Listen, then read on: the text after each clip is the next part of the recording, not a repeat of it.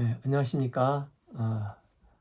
늦가을 만추의 계절에 요한일서 등반에 참여하신 여러분들을 열렬히 환영합니다. 오늘 말씀은 요한일서 1장 1절에서 10절 말씀을 읽겠습니다. 2절은 3절, 우리가 보고 들은 바를 너희에게도 전함은 너희로 우리와 사귐이 있게 하려 함이니 우리의 사귐은 아버지와 그 아들 예수 그리스도와 더불어 누림이라. 요한일서는 저자의 이름이 본문에 전혀 나오지 않으나 전통적으로 성육신하신 예수님을 직접 경험한 예수님의 제자 사도 요한으로 보고 있습니다.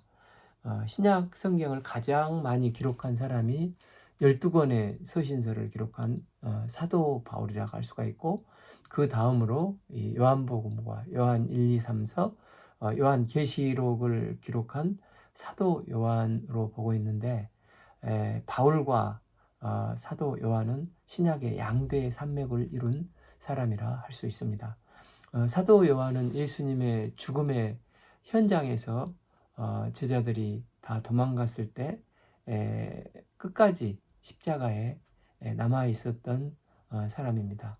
그래서 십자가에서 예수님께서 요한복음 19장 27절을 보면 보라 내 어머니라 하시며 그 육신의 어머니 마리아를 부탁하실 때 사도 요한이 그 어머니를 모시고 끝까지 섬긴 예수님과 요한은 사랑의 관계가 특별히 밀접한 관계로 요한복음에서는 자신을 기록할 때 사랑하는 자로 기록하고 있습니다. 사도 요한은 예수님이 죽으시고 부활하사 승천하신 후 이제 오순절 성령의 역사가 있고 훗날 바울이 목회했던 에베소에 가서 예수님의 모친을 모시고 오랫동안 살았습니다.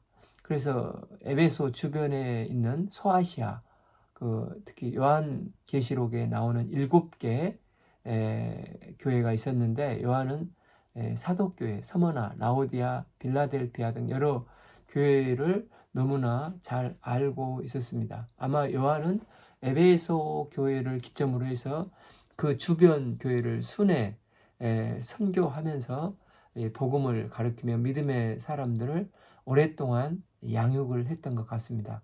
그 7개 교회에서 초대 교회사에서 길이 빛나는 교부들이 많이 배출되었는데, 그 중에 우리가 잘 아는 서머나 교회 폴리캅, 필라델피아 교회 파피아스, 안디아 교회 이크나티오스 등은 초대 기독교사의 기둥과 같은 주의 종들이었습니다. 그런 가운데 이제 그 네로의 대박해로 이제 12 사도들과 사도 바울이 이제 죽거나 또 순교해서 이제 요한밖에 남지 않았습니다. 네로의 대박해가 AD 64년 때 이제 시작이 됐는데 10몇 년이 지나서 소강 상태가 생기고, 다시 또 AD 90년 전후해서 도미티안 황제 때 대대적인 박해가 또다시 시작이 되었습니다. 이때 이제 AD 85년에서 90년 전후해서 이 사도 요한이 요한 1, 2, 3서를 쓰는 것으로 보고 있고, 또 90년에서 조금 후반부에 계시록을 쓴 걸로 추측을 하고 있습니다. 요한 1서는 서신이라고 부르기는 하지만 다른 신약 서신들과는 달리 서신의 형태를 취하고 있지 않는 특징이 있습니다. 또 서신을 보낸 장소가 전혀 나와 있지 않고, 또 이 편지를 받는 수신인도 나와 있지 않는데, 그 당시 대박해로 네로 황제의 박해를 당했고, 또 곧 이제 또 막 도미티안 황제의 큰 박해를 받기 시작한, 또 앞두고 있는 또 그러면서 밖으로는 이 큰 박해가 있지만 안으로는 또 그 이단들이 교회에 깊게 이제 침투하기 시작한 상태의 성도들. 그래서 외유 내환에 흔들리고 있을 때 그 성도들을 향해서 편지를 쓴 것으로 알고 있습니다. 이들 그 이단은 적 그리스도라고 불렸으며 영은 거룩하나 육은 악하다는 단순화된 이원론적으로 성육신에 대한 잘못된 교리를 가르치며 이들은 육적인 세계, 영적인 세계를 나누고 영적인 세계는 거룩하고 육적인 세계는 악하다. 이 한 그 영지주의자들입니다. 그런데 어떻게 이들은 거룩하신 하나님이 아들이 악하고 더러운 육신을 입고 올 수 있겠는가? 예수님은 육신으로 오셔서 부활하셨다는 것은 어불성설이라고, 또 제자들이 일종의 착시 현상이나 환상을 봐서 예수님이 육신으로 오신 것으로 본 것이라고 주장했습니다. 그래서 실제는 예수님은 결코 육신으로 오신 분이 아니다 하면서 예수님의 인간됨을 부정하는 이단들입니다. 이런 이단의 침투를 막고 또 외적인 환란으로 이제 믿음이 흔들릴 수 있는 이 초대 교회 성도들에게 믿음을 견고히 하기 위해서 쓴 편지가 요한 1서라고 할 수 있습니다. 반면 AD 90년경에 대략 요한의 나이가 90세에서 95세 때였을 때 이제 로마에 붙잡혀 반모셈에 이제 유배되었고, 그곳 채석장에서 돌을 깨고 나르는 중노동에 시달리는 귀향살이 중에 사도 요한은 하나님께서 놀라운 광경을 보여주시고 극심한 핍박 가운데 이 핍박을 마지막 이기는 자, 재림하실 예수님을 바라라고 승리하도록 신앙을 격려하기 위해서 쓴 게 계시록이라고 할 수 있습니다.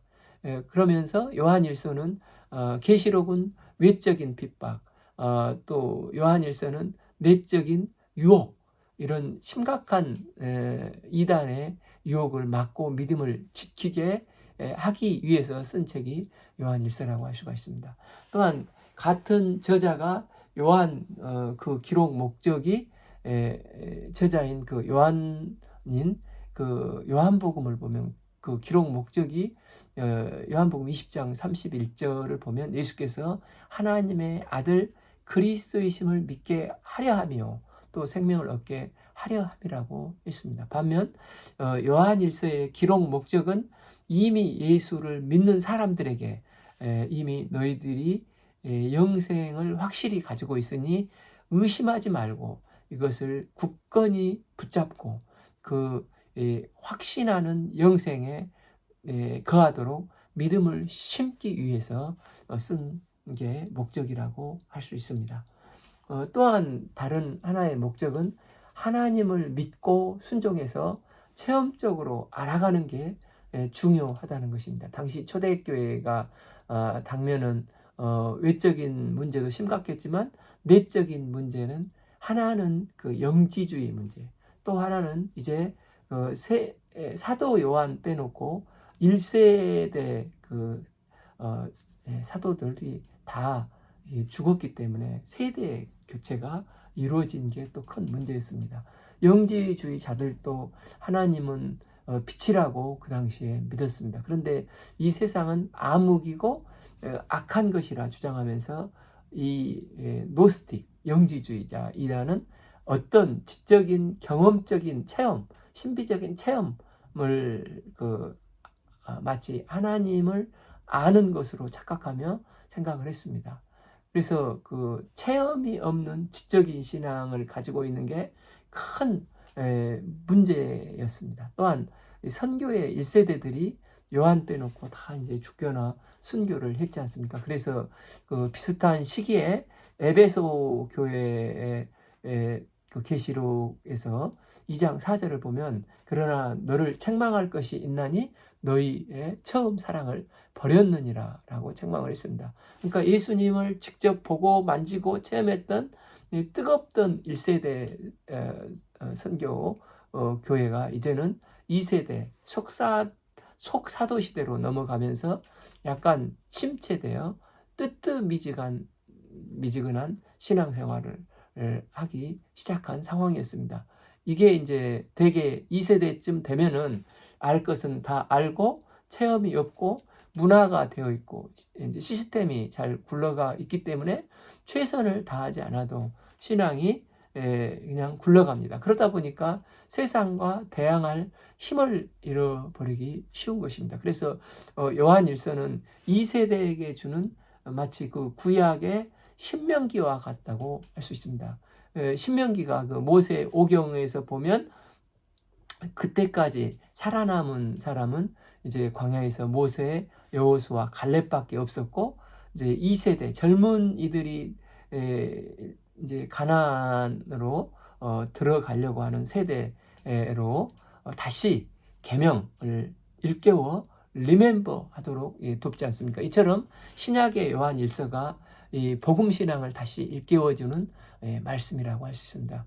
그러니까 2세대는 광야에서 시작한 게 아니라 주어진 것에서 또 그 요한 일서도 이미 1세대들이 개척한 그 터전 위에서 지금 교회를 섬기고 있기 때문에 이제 어느 정도로 최선을 다하지 않아도 되는 것 같은 분위기였습니다. 그래서 요한 일서는 누렸던 1세대들이 누렸던 그 충만하고 생명력 있는 어떤 기쁨, 넘치는 예수님의 복음 신앙을 다시 일깨워 주기 위해서 쓴 것이라고 할 수 있습니다. 그래서 하나님을 아는 것은 지식적으로 아는 게 아니라 성경 말씀을 읽고 그 약속의 말씀을 믿고 순종하며 살 때 뜨겁고 생명력 있는 삶이 내 삶 속에서 체험적으로 경험적으로 인격적인 하나님을 알아가는 게 하나님을 진정을 알아가는 것임을 요한은 강조하고 있습니다. 또 요한 일서의 구성에는 두 가지 기둥과 같은 말씀이 있는데 이 두 축으로 나누어집니다. 첫째 말씀은 요한 일서 1장 5절 우리가 그에게 듣는 너희에게 전하는 소식은 이것이니 곧 하나님은 빛이시라 그에게는 조금도 어둠이 없으시다는 것이니라. 또 하나는 이제 4장 6절 하나님이 우리를 사랑하시는 사랑을 우리가 알고 믿었노니 하나님은 사랑이시라. 사랑 안에 거하는 자는 하나님 안에 거하고 하나님도 그 안에 거하시느냐라는 것입니다. 즉 첫째 주요 내용은 하나님은 빛이시라는 것, 또 하나는 하나님은 사랑이시라는 것입니다. 그래서 이 빛이고 사랑이신 하나님께 속한 사람들은 어떻게 사는 게 바른 믿음의 삶이고 살아있는 신앙생활을 할 수 있는가를 이 요한 일서는 말씀하고 현재 우리에게 실제적이고 중요한 말씀이 되는 것입니다. 1. 태초부터 있는 생명의 말씀에 관하여 우리가 들은 바요 눈으로 본 바요 자세히 보고 우리의 손으로 만진 바라. 여기서 태초부터 있는 생명의 말씀은 성자 예수님의 표현을 하고 있습니다. 예수님 안에 생명이 있고 또 예수님께서 생명을 주셨기 때문에 예수님은 태초부터 있는 생명의 말씀이 되십니다. 요한복음 1장 1절에서 또 비슷하게 요한은 증거했습니다. 태초에 말씀이 계시니라. 이 말씀은 하나님과 함께 계셨으니 이 말씀은 곧 하나님이시니라. 왜 예수님을 사도 요한은 말씀이라고 표현을 했을까요? 이 말씀이 헬라어로는 로고스, 히브리어로는 다바르인데 구약에서 하나님의 말씀은 창조의 기능을 하지 않습니까? 그래서 창세기 1장 3절에서 하나님께서 이르시되 빛이 있으라 하심에 빛이 있었습니다. 이처럼 하나님의 말씀은 창조의 기능을 했고 이를 시편 33편 6절은 여호와의 말씀으로 하늘이 지은 바 되었으니 그 만상을 그 입 가운데 기운으로 이루었도다 라고 말씀하고 있습니다. 특히 또 잠언을 보면 이제 말씀이 의인화되어서 창조의 주체가 되는 것으로 나오고 있습니다. 그래서 요한 복음과 요한일서를 읽고 있는 독자들은 말씀은 창세기와 시편은 창조의 수단과 기능을 하지만은 잠언에서는 말씀이 인격을 가진 창조주, 곧 창조주 주체가 되시는 것을 알 수 있습니다. 그래서 요한 복음 1장 14절에서 이 말씀이 육신이 되어 우리 가운데 거하시매, 그분이 바로 육신을 입고 구약의 줄기차게 언약하신 육신을 입고 오신 예수 그리스도 메시아가 된다는 것입니다. 이 예수님은 우리가 들은 바요, 눈으로 본 바요, 자세히 보고 우리 손으로 만진 바라, 이렇게 사도 요한은 말하고 있습니다. 여기서 우리는 요한과 요한 공동체 성도들을 말하고 있습니다. 예수님은 육신을 입고 계시기 때문에 보이시는 분이고 또 손으로 만질 수 있는 분입니다. 지금 요한은 무엇을 의식하면서 이렇게 말하고 있습니까? 지금 그 영지주의자들은 예수님은 육신으로 오시는 것을 부인을 하고 있지 않습니까? 그런데 만약 육신으로 오시지 않으셨으면 어떻게 보겠으며, 또 설사 눈으로 착각을 한다 하더라도 또 그들은 그것도 환청이라고 또 이렇게 해도 우리 손으로 만진 바라 말씀하고 있지 않습니까? 이걸 볼 때 우리 예수님은 어떤 환상이나 헛개비로 오신 분이 아니라 실제 육신을 입고 오신 분이시라는 것입니다. 그래서 부활하신 예수님은 요한복음 20장 27절 의심하는 도마에게 내 손가락을 이리 내밀어 내 손을 보이고 보고 내 손을 내밀어 내 옆구리에 넣어보라. 그리하여 믿음 없는 자가 되지 말고 믿는 자가 되라 라고 하셨지 않습니까? 또 부활하신 예수님은 이 갈릴리 해변가에서 함께 숯불에 물고기를 먹으며 베드로, 야 춥지, 어서 먹으렴, 요한아 너도 먹으렴 하고 이 뼈를 발라주시는 자상한 식사 교제를 나누셨지 않습니까? 때문에 예수님은 영으로 존재하실 뿐 아니라 실제 육신으로 오셨고 또 영육간에 부활하셨습니다. 그만큼 요한과 제자들은 예수님과 또 3년 반 동거동락하며 생생하게 예수님을 체험하고 친밀한 사귐을 가졌습니다. 특히 그 요한은 그 레오나르도 다빈치 최후의 만찬에서 이렇게 보면 식사 때도 똑바로 있지 않고 몸을 예수님께 기대면서 이렇게 요한복음 21장 그 베드로가 저 사람은 어떻게 됩니까? 할 때도 그랬잖아요. 이런 증언을 그렇기 때문에 하게 되는 것입니다. 기독교는 실체를 믿는 신앙입니다. 때문에 하나님의 사랑하는 자녀가 됐을 때 어떤 이론이나 지식으로 끝나는 믿음이 아니라 바라는 것들은 실제로 실체가 되는 거고 또 예수님을 인격적으로 직접적으로 체험하고 경험하는 신앙이 되어야 한다는 것입니다. 이 생명이 나타나신 바 된지라 이 영원한 생명을 우리가 보았고 증언하여 너희에게 전하노니 이는 아버지와 함께 계시다가 우리에게 나타나신 바 된 이시니라. 실제로 오신 생명으로 오신 예수님을 요한을 비롯한 제자들은 3년 반 동안 동거동락하면서 생생하게 보았고 만졌고 우리와 함께 계셨기 때문에 우리가 경험했기 때문에 증언하여 너희에게 이렇게 담대하게 전할 수 있다는 것입니다. 3. 우리가 보고 들은 바를 너희에게 전함은 너희로 우리 사귐이 있게 하려 함이니 우리 사귐은 아버지와 그 아들 예수 그리스도와 더불어. 실제로 요한은 본인이 체험한 예수님을 통해서 이 글의 수신자인 성도들에게 그리스도와 사귐이 있었으면 좋겠다라고 지금 말씀하고 있습니다. 그래서 너희 성도들도 영지주의자의 주장처럼 어떤 이론으로 예수 그리스도를 그저 머릿속에만 희미하게 존재하는 분으로 여기지 말고 실제 삶 속에서 사귐 속에서 예수님을 길게 체험하면서 예수님의 다스림을 받고 신앙이 성장해 갔으면 좋겠다.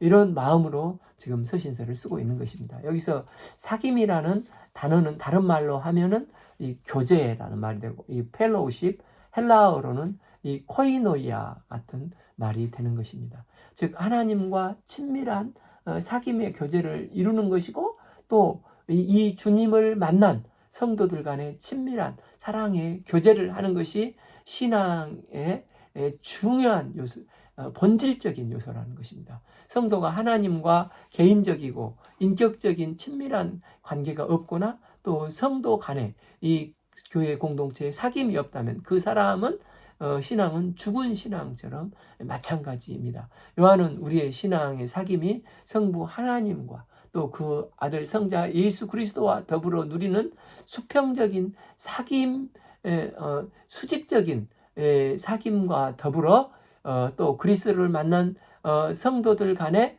이 수평적인 사귐도 중요하다고 말을 하고 있습니다. 때문에 우리는 문제가 생기면 사귐의 관계로 풀어야 하는 것입니다. 그래서 오순절 성령의 역사가 있고 나서 첫 번째 이 교회 문제가 구제 문제였지 않습니까?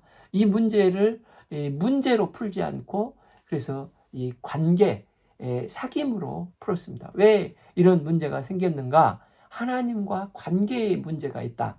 그래서 그때 사도들이 결심한 것이 무엇입니까? 사도행전 6장 2절 12사도가 모든 제자를 불러 이르되 우리가 하나님의 말씀을 제쳐놓고 대접을 일삼는 것이 마땅하지 아니하니. 사도들은 하나님의 관계가 중요한데 우리가 지금껏 뭐 하는 짓이었지 하면서 기도하는 일과 말씀 사역하는 일에 힘쓰고 하나님과 관계가 회복이 되어 이렇게 살고자 결단을 합니다. 그럴 때 문제가 이제 풀리지 않습니까? 그러면서 구제 전문가를 그때 세우는 게 아니라 하나님과 관계가 좋은 믿음과 성령이 충만한 스테반 또 빌립 7집사를 세우지 않습니까?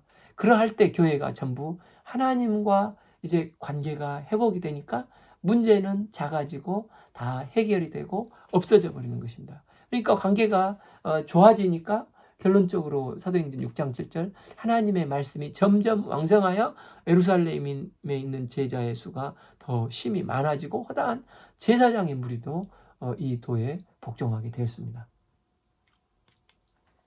우리가 믿음의 공동체에 붙어 있어야 될 이유가 바로 여기 있습니다. 내가 신앙이 어려서 주님을 직접 경험하지 못했다 할지라도 이 공동체 안에 주님을 만나고 체험하는 믿음의 증인들과 간증들을 듣다 보면 나도 하나님과 예수님의 사귐이 더불어 이루어지기 시작하는 것입니다.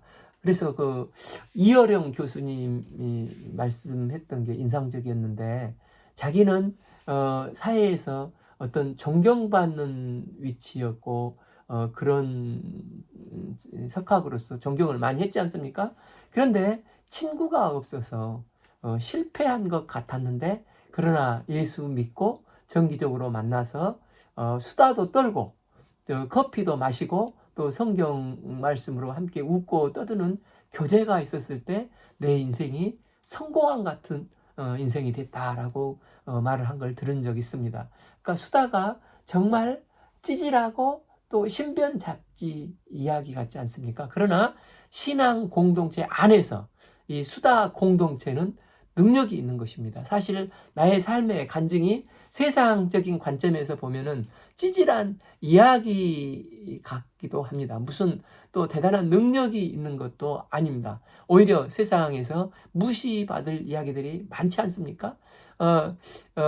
그러나 이런 뭐 실패한 이야기 또 고난당한 뭐 찌질한 눈물을 흘리는 이야기 같은 것이 주 안에서 이렇게 교제와 사귐의 수다들이 이 공동체의 생명의 기쁨과 능력이 되는 이 간증이 되는 것입니다. 그래서 주님의 말씀으로 나의 간증과 서로 사귐이 해석되게 해주는 사람들에게 이제 위로와 격려가 되고 용기가 되어서 서로를 살리는 생명력 있는 능력의 공동체가 이렇게 되는 것입니다. 그래서 주 안에서 사귐은 예배라고도 할 수 있는 것입니다. 많은 문제가 있을 때 뿌리가 사귐의 관계에 있다는 것을 깨닫고 꾸준히 신앙 공동체에 이런 교제가 살아 더 풍성하게 주님을 알아가는 이 역사가 있길 기도합니다. 우리가 이것을 쓰면 우리의 기쁨이 충만하게 하려 함이라. 우리가 예수 믿고 주의 일을 해도 그렇습니다. 나만의 기쁨이 목적이 되면 안 됩니다. 내 기쁨이 우리의 기쁨이 되어야 하는 것입니다. 지금 교회가 1세대는 이제 다 이제 지나가고 이제 요한밖에 남아 있지 않습니까? 1세대들이 본바요, 만진바요 하는 뜨거움이 사라지고 이제 요한 이제 한 사람 남아 있기 때문에 많이 어떤 체험이 사라지고 또 감격도 많이 사라지고 형식적인 신앙으로 흐르기 쉬웠습니다. 그래서 우리가 다시 붙들어야 하는 것이 하나님과 이 사귐, 하나님과 교제를 가져야 한다는 것입니다.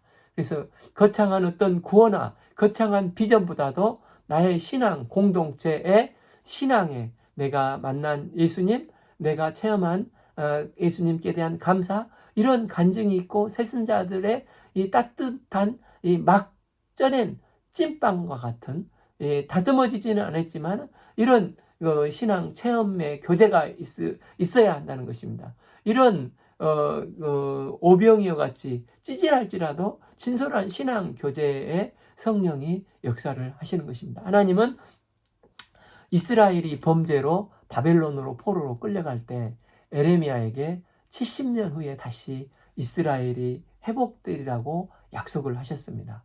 그러면서 하나님께서 거대한 바벨론 포로로 끌려간 바벨론 강가에서 슬픈 노래를 부르고 있는 그들에게 무슨 말씀을 하셨습니까? 에레미야 30장 28절, 그가 바벨론에 있는 우리에게 편지하기를 오래 지내야 하리니 너희는 집을 짓고 살며 밭을 일구고 또 그 열매를 먹고 또한 그 성읍에 평안을 선포하고 그들을 위해서 여호와께 기도하라고 했습니다. 즉 신앙 공동체를 이루며 엄청난 일을 하라는 것보다 찌질한 이 노예의 삶, 고단한 삶 속에서 주 안에서 현지인들과 서로 사귀고 또 신앙 교제를 가지라는 것이랍니다. 그러면 너희를 향한 나의 생각을 내가 안 하니 평안이요 재앙이 아니라 너희에게 미래와 희망을 주는 것이라는 것입니다. 때가 차면 바벨론에서 70년이 차면 내가 너희를 돌아오게 하고 나의 선한 말을 너희에게 성취하여 이 남는 자들을 통해서 그 시중에 메시아를 언약을 이루시겠다고 말씀을 하시는 것입니다. 그래서 실패하고 고난당하고 회개하고 찌질한 이야기와 같은 게 주 안에서 신앙 공동체 교제와 사귐과 낯선 이방인들을 위해서 평화를 위해서 기도할 때 이 공동체가 성령이 역사하시고 은혜가 있고 생명력 있고 능력이 있는 것입니다. 그럴 때 주님의 주시는 기쁨을 우리는 누릴 수가 있는 것입니다. 요한복음 15장 16절, 지금은 너희가 근심하나 내가 다시 너희를 보내리니 너희 마음이 기쁠 것이요 너희 기쁨을 빼앗을 자가 없으리라. 우리가 다시금 영적 침체에서 회복될 수 있는 길은 생명 대신 예수님을 증거하고 다시 복음으로 돌아가고 이 공동체의 사귐을 가질 때 성령 안에서 이 평화와 회복이 되어 있고 기쁨을 누릴 수 있게 됩니다. 그래서 생명과 사귐, 기쁨이 추상적인 용어가 아니라 구체적인 나의 현재 삶의 신앙 간증이 되는 은혜가 우리 가운데 임하기를 기도합니다. 요한은 지금 안팎으로 매우 어려운 시대에도 머릿속에서만 희미하게 아는 신앙이 아니라 실제 이런 삶 속에서 주님을 체험하고 경험하며 어려움을 극복하고 생명력 있는 신앙이 되었으면 좋겠다는 마음으로 이 글을 지금 쓰고 있는 것입니다. 예수님과 함께 교제하고 살려면 우리가 믿는 성자 하나님, 예수님이 어떤 분이신지를 우리가 알아야 할 게 아닙니까? 그래서 첫째로 우리가 그들에게 5절 그에게서 듣고 너희에게 전하는 소식은 이것이니 곧 하나님은 빛이시라 그에게는 어둠이 조금도 없으시니라.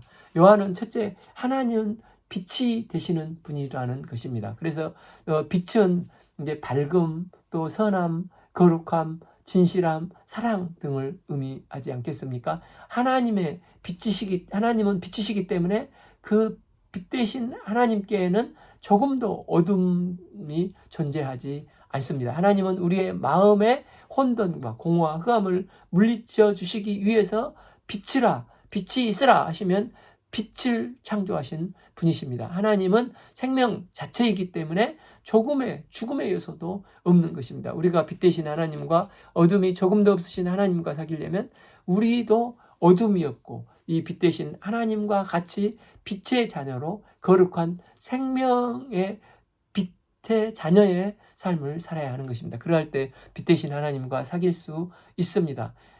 하나님은 빛이시기 때문에 하나님과 사귐 있는 사람은 하나님의 빛이 반영된 빛의 삶의 태도를 가져야 하는 것입니다. 그럼 우리가 이 빛의 자녀가 되기 위해서 어떻게 행해야 하는 것입니까? 만일 우리가 하나님과 사귐이 있다고 하고 어둠에 행하면 거짓을 하고 진리를 행하지 아니함이거니와 행하면 우리가 서로 사귐이 있고 그 아들 예수 피가 우리를 모든 죄에서 깨끗게 하실 것이요. 문제는 우리가 빛 대신 하나님처럼 빛 가운데 행해야 하는데 빛 대신 하나님처럼 선하게 거룩하게 진실되게 할 수 있는 방법이 없다는 것입니다. 하나님과 사귐이 있다고 하면 실제 우리는 세상에서 살면서 하면서도 세상 쾌락에 넘어지고 어둠 속에 행하며 세상을 즐기며 죄악에 빠질 수밖에 없는 삶을 살고 있습니다.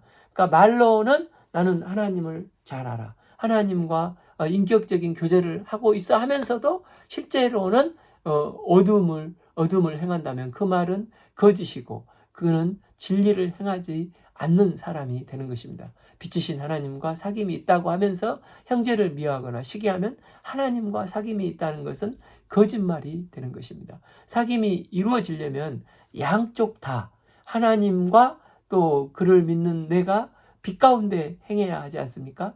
빛과 어둠이 서로 결코 사귐이 있을 수가 없는 것입니다. 우리 그리스도인들은 주의 피로 구원을 받았습니다. 그래서 빛의 자녀가 되었습니다. 그런데 우리는 빛 자체가 아니고 우리 안에는 여전히 죄성을 가지고 있기 때문에 비록 빛 대신 하나님과 사귐을 갖는다 해도 우리 안에서는 언제든지 죄성이 있기 때문에 죄에 넘어질 수 있는 것입니다. 그래서 우리는 늘 그 아들 예수 피가 우리 내면을 깨끗게 하는 일이 반드시 필요한 것입니다. 7. 그가 빛 가운데 계신 것 같이 우리도 빛 가운데 행하면 우리가 서로 사귐이 있고 그 아들 예수 피가 우리를 모든 죄에서 깨끗하게 하실 것이요. 그래서 우리는 죄에 넘어질 때마다 내가 먼저 빛 대신 하나님 앞에 진실되게 나아가 예수님의 보혈의 피 앞에 회개하고 속죄함을 덧입어야 하는 것입니다. 이때 그 아들 예수의 피권세가 우리의 모든 죄를 깨끗게 하시는 것입니다.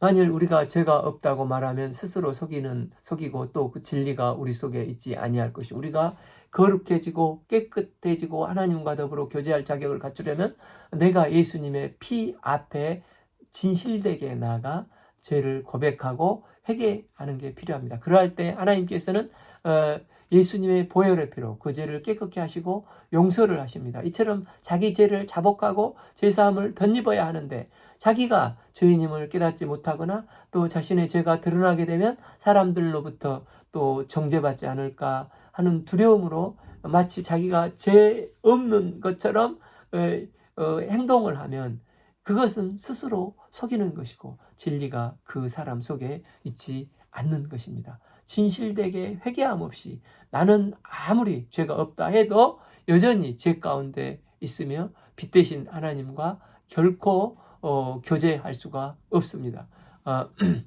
그래서 아무리 스스로 나는 법이 없이 살 수 있는 죄 없이 살 수 있는 사람이다, 죄 없는 사람이다 하는 것은 스스로를 속이고 그런 사람 속에서는 진리도 없는 것입니다. 그러면서 우리는 어떻게 죄 문제를 해결할 수 있습니까? 만일 우리가 죄를 자백하면 그는 미쁘시고 의로우사 우리 죄를 사하시며 우리를 모든 불의 하나님께서 깨끗게 하실 것이요. 우리가 다 하나님 앞에 자기 죄를 솔직하게 고백하고 회개하라는 것입니다. 그러면 신실하신 하나님께서 너희를 거룩하게 해주시고 빛 대신 하나님과 교제할 수 있는 은혜를 부어 주신다는 것입니다. 이게 복음입니다.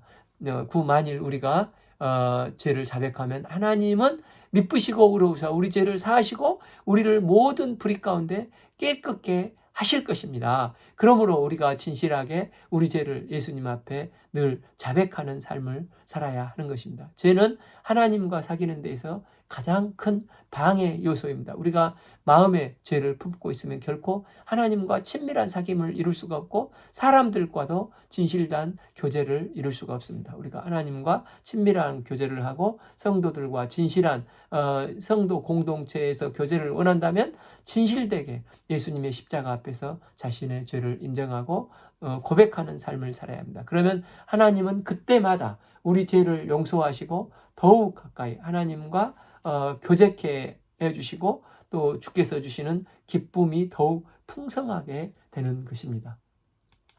10. 만일 우리가 범죄치 아니하였다면 하나님을 거짓말하는 이로 만드는 것이니 또한 그 말씀이 우리 속에 있지 아니하리라. 많은 사람은 자기가 죄인임을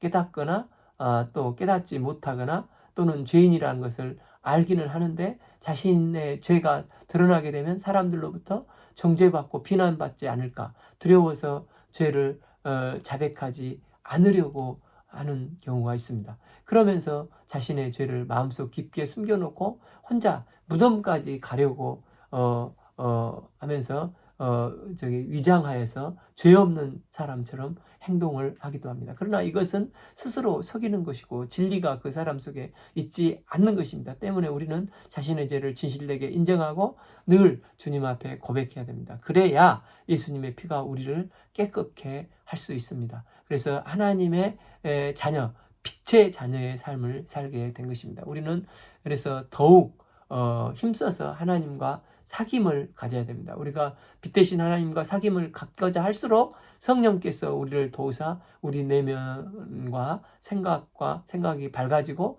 빛 가운데 행하는 삶을 살 수 있게 되는 것입니다. 우리는 어떻게 빛 대신 하나님과 사귐을 가질 수 있습니까? 하나님 아버지와 예수 그리스도의 내용이 성경에 다 기록되었기 때문에 우리는 성경 말씀을 통해서 성부 하나님을 만나고 성자 예수님과 사귐을 가질 수가 있습니다. 성경 통독과 우리가 하는 매일 큐티를 통해서 주일 말씀을 통해서 빛 대신 하나님과 사귐을 가지며 신앙이 더욱 깊어질 수가 있는 것입니다. 또한 신앙 공동체 안에 사람들과 사귐이 있어야 하는 것입니다. 왜냐하면 그들과 사귐과 교제를 통해서 하나님 아버지와 예수님을 더욱 깊게 알게 되고 성장해 나갈 수 있기 때문입니다. 우리가 빛 가운데 행함으로 성경을 통해서 주님과 사귐을 갖고 신앙 공동체와 사귐을 통해서 충만한 기쁨을 누리는 복된 삶을 살 수